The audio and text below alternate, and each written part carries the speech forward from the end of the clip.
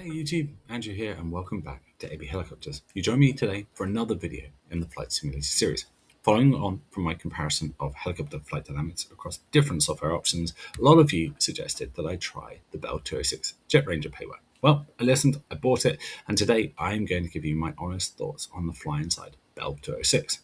So, first of all, the real Bell 206 JetRanger is a truly iconic helicopter, right up there with the Huey. It's one of those aircraft that even non-aviation people recognise. The JetRanger first flew in the 1960s and went on to become one of the most successful light turbine helicopters ever built, with roughly 7,300 examples produced across the whole JetRanger family. It's a 5-seat, single-engine helicopter with 2 blades, and it's powered by the Rolls-Royce 250 or the Allison 250 family of engines. It produces around 420 shaft horsepower. Typical figures put the JetRanger to cruise about 120 130 knots with a range of 370 nautical miles, but this all very much depends on the fit, the loadout and the conditions.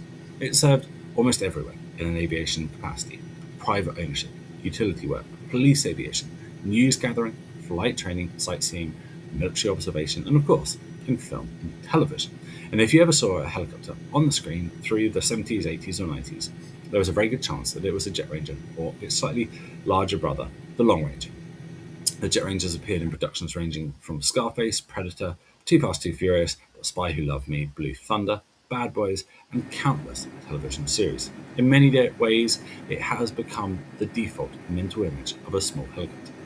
In Microsoft Flight Sim 2020 and 2024, the Bell 407 gets centre stage as the modern, 4-bladed cousin of the JetRanger. But the rotorcraft community was still crying out for the classic 206, and 2 developers stepped in with payware options that can be purchased through the marketplace: CurrentSim and FlyInside. And based on the comments on my last video, a lot of you felt that the FlyInside version had genuinely game-changing flight dynamics, so I had to check it out. The aircraft is around £35 to purchase, though I did manage to grab it when it was slightly discounted. So, the next question is, what do you get for your money?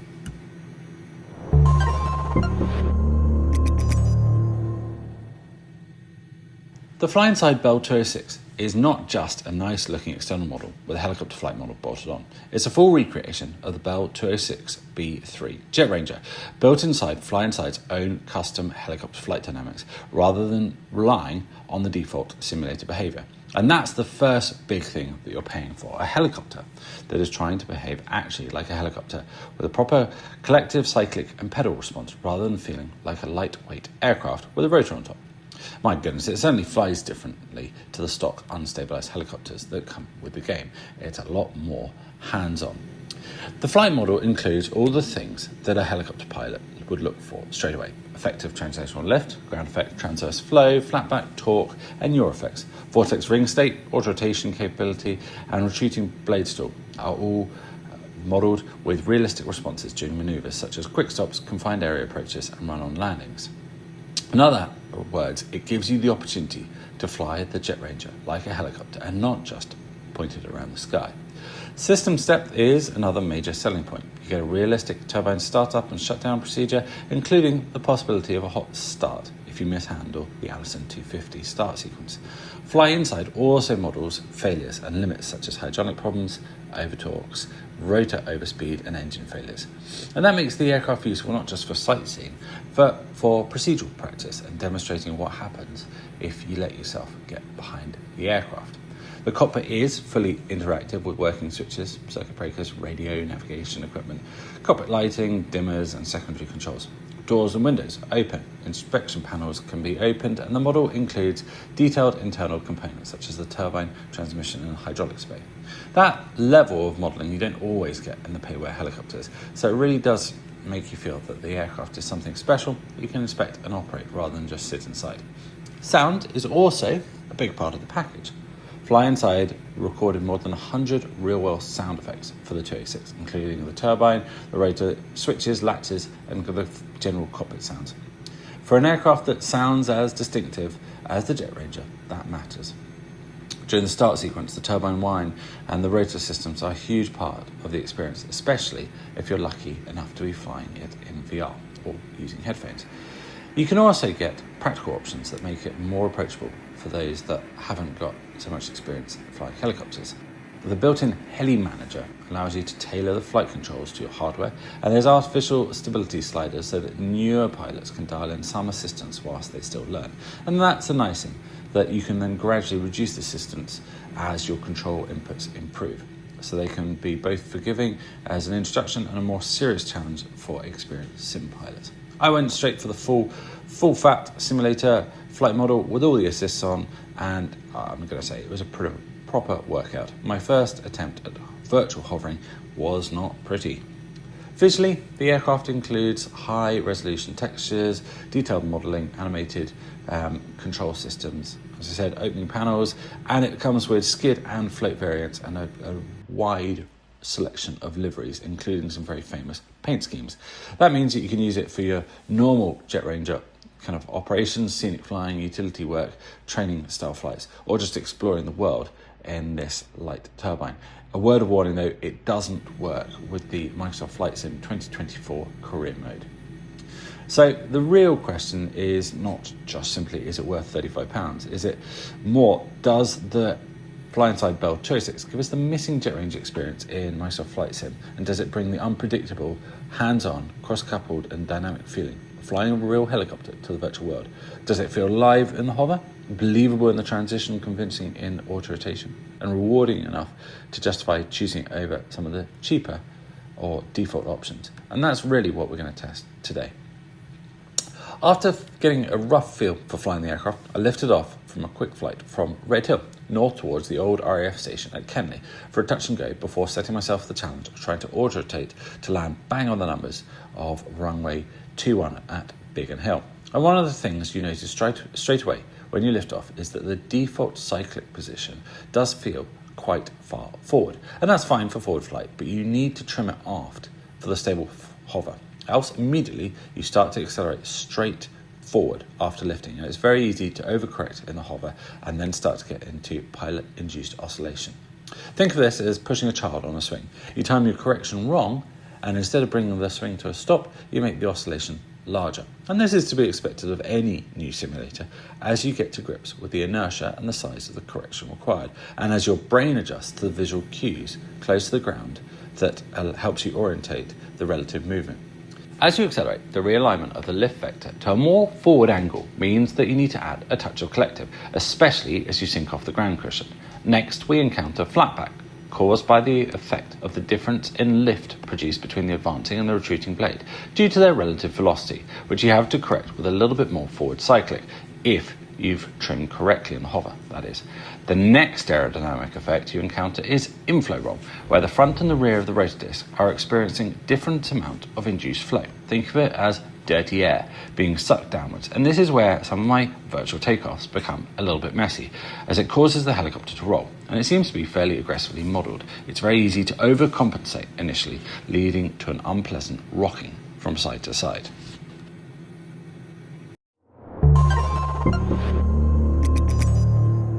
The next effect you see demonstrated is vortex ring state. Now, this is a hazardous condition where the helicopter descends into its own disturbed downwash at low or near zero airspeed while power is still being applied. Rather than producing clean lift, much of the rotor energy is spent on recirculating the air around the rotor disc, so adding collective load may actually increase the rate of descent. Classical entry conditions are steep on near vertical descent, low forward airspeed, below effects of translational lift, and power applied. So less than about 30 knots, rate of descent more than 500 feet per minute, and power on. Exactly the sort of combination that can develop during a steep approach, hover out of ground effect, performing a quick stop downwind, or misjudging the wind direction during an approach. The symptoms are a rapidly increasing sink rate, buffet or vibration, unstable pitch and roll, and poor collective response. The standard recovery is to lower the collective, reduce the angle of attack, and to break free of the vortex with forward cyclic to gain airspeed and fly out of the disturbed air, then adding power and climbing back once through translational lift. Some pilots also train the Bouchard recovery, which uses lateral cyclic power and pedal to move the disc sideways out of the vertical column of air with less height loss. But the key point here is that either case, you need to move the rotor out of its own downwash, and simply pulling on the collective alone is not the answer.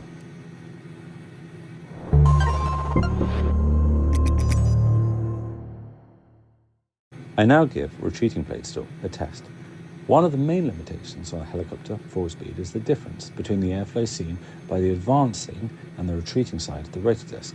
As forward airspeed increases, the advancing blade sees the relative airflow coming at a higher speed, the combination of the blade speed and the forward speed of the helicopter, whilst the retreating blade sees a lower relative airflow and therefore must operate at a higher angle of attack to keep the rotor disc balanced in terms of lift. Eventually, part of the retreating blade can exceed the critical angle of attack and stall. The inboard retreating side may also experience very low or even reversed relative flow at high forward speed, and this is why the condition becomes a hard aerodynamic limit rather than some handling quirk. And if you want a deep dive into why conventional helicopters all have a theoretical maximum speed limit and why they can't just keep accelerating even if you fit an ever more powerful engine, and I've covered that in a separate video, the link on the top right.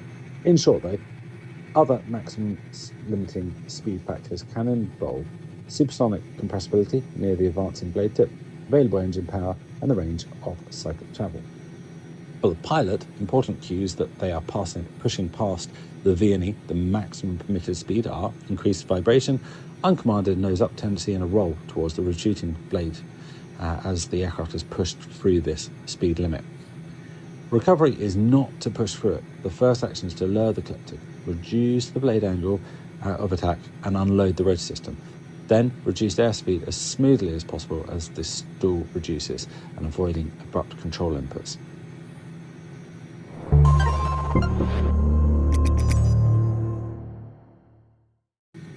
I finally give autorotations a test, aiming for runway 21, the numbers at Biggin Hill, and I adjust the collective to keep the rotor RPM in the green band whilst adjusting the speed and the heading to judge the glide distance. Well, you can see how that worked out.